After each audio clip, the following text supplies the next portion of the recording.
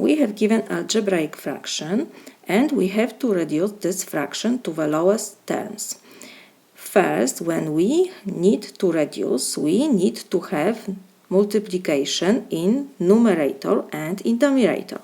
We have here 16xy. If we don't have any sign between 16 and x and y, it means we have multiplication. So we have 16 times x times y. And in denominator we have 32 times x. Next step, we have to divide numerator and the denominator by their common factors. We have to divide number by number and the same variable by the same variable. So we have 16 and 32. The greatest common factor for 16 and 32 is 16.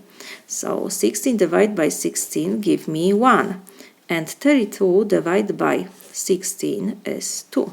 Next, we have x and x. So x divided by x give me 1.